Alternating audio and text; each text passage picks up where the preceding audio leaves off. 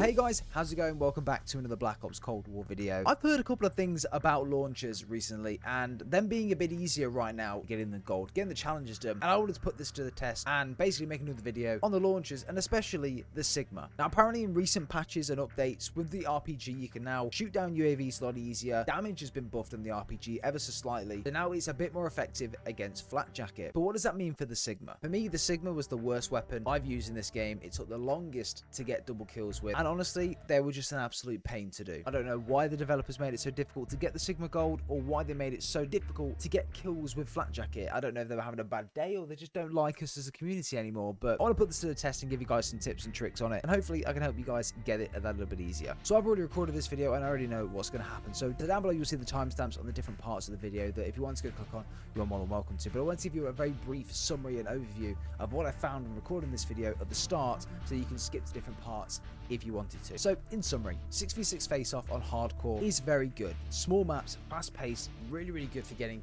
kills fast and for just action-packed gameplay throughout the entire game. Very effective for getting kills and double kills with launchers, and you could potentially get your challenges done very quickly if you find the right lobby. However, there are quite a few downsides to this game mode too. Number one, on hardcore, especially when you're using a CIGMA, you are going to die a lot and very quickly. Because the maps are so small, enemies are going to be able to know exactly where you are at any given time a lot faster, pre-aim corners, and kill you a lot faster than you would because they're using an SMG and you're using a CIGMA. The CIGMA is a very heavy weapon, aims in very slowly, you move very slowly with it. It has a delay after you click the fire button because it has to aim in, or it has a second delay after you click the fire button when aimed in. So when you do that, you could get popped off at any time, and with it being such a small map on hardcore, that's a big problem. Sweaty lobbies. This is the smallest maps on the game, so it means that there's going to be a lot of sweats playing it, especially on hardcore, to get their different challenges done. This means you are going to have a rough time trying to find lobbies without Flak Jacket. Now, I made an entire video on the best way of how to try and get rid of a Flak Jacket in these lobbies, and it does actually work to an extent. So go check that video out. I'll leave it in the link down below in the description. I also put out an annotation right now on screen for you to go click on it and have a look. It's a really good method and it works wonders. My next tip for you, and if you're a wet wipe that cares about KD, then you are literally what's the point in getting the CIGMA or the RPG done, because it's going to reduce loads, and that is reverse boost on this game for this challenge. I remember doing this at the start and going into games with the CIGMA trying to do double kills, and it was taking me it probably took me 6 or 7 games before I got a single double kill, and this was normal lobbies. But when I started reverse boosting or going into games doing really bad, which you would do eventually with the CIGMA, and trying to get the challenges done, you're going to get KDs like 10 and 20 and 7 and 30 and stuff like that, because you're just going to die constantly, and you've got to be prepared for that. After 5 games of just doing terrible, your lobbies are going to get significantly easier, and that's where you start to see Flak Jacket disappear, and also the challenges coming out a bit more. And those easy lobbies don't really go away either, because obviously you're not going to be doing great with the launchers, and if you do go positive with the launchers, you've got the best lobby in the world. Even if you're against reverse boosting, it's just going to waste your time getting these launchers done without it. So especially with the sweat lobbies and skill-based matchmaking, it's going to give you a very difficult time. So think about it, consider it, and just do it. Finally, one of the things I did notice when playing this as well, the game modes within these face-off playlists, I think there's domination, team deathmatch, and potentially kill confirmed in there as well. Domination is just so sweaty. Kill confirmed and TDM are a little less sweaty because the players tend to back out and try and find domination, so that could be something to look out for as well. But with domination, I suppose you can pre-aim corners, doorways, and things like that, because the maps are so small. People are definitely going to be pushing your spawn, so in that way I suppose it is easier to get those double kills. But they're just a few tips for watching the video. Actually, in the gameplay, I give you guys tips whilst I'm playing and best things to do whilst getting the launchers done. At the end of the video, we go into depth about everything that I'd learned straight after I played those games, so there will be fresh comments coming directly from me. So stick around, skip down below if you need to. So what have I heard? So typically what I would recommend in previous CIGMA videos from a while ago is to go into the quick play playlist onto hardcore and play things like TDM, kill confirmed, and things like that, because the less sweaty players are going to be playing in the quick play playlist, and they're also going to be not going to be playing TDM and kill confirmed as opposed to hardpoint and domination. However, recently there is a brand new game mode that has come to Cold War, and apparently this is the best way to do it. That is in the form of hardcore face-off. Face-off is typically a 3v3 or 4v4 playlist. However, in this one, it is a 6v6 playlist on face-off maps. I've never played face-off, but the maps are half the size of normal,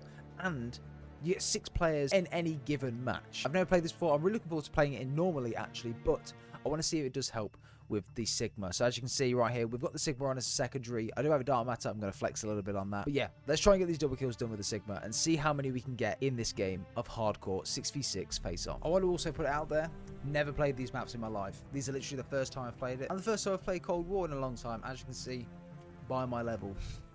Okay, I need to try and figure out how these maps work as well. I just hope that we're not going to get people that are using blackjack all the time. Boom, there's one. Boom.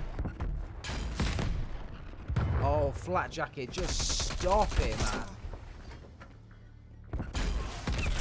Oh, there's one. And I ran out of ammo. Look, if you have the mental capacity to sit here and play this whilst everyone's using flat jacket, because obviously now everyone knows about this mode, everyone's going to be playing it for their launchers, so it's going to be another Nuketown or another 24/7 playlist. That's effectively what this is now. This might have been a really good way of doing it at the start, but I think maybe it's just this lobby, but this is quite sweaty at the moment. Obviously, the less sweaty the lobby, the less chance that you're going to run into people with flat jacket on, so if you can on this, I would probably reverse boost on this game mode and then try your best to get the challenges done that way. I think I've got one double kill in this game, and these are the smallest maps on the game. So after the first game of not doing too hot, going into this game right now, both kills I've got with launchers, no one's had flat jacket on as of yet. So my theory is kind of working its magic a little bit here. If I don't get killed every 5 seconds. Come on, man. Bro, yeah, I really envy anyone trying to do this challenge.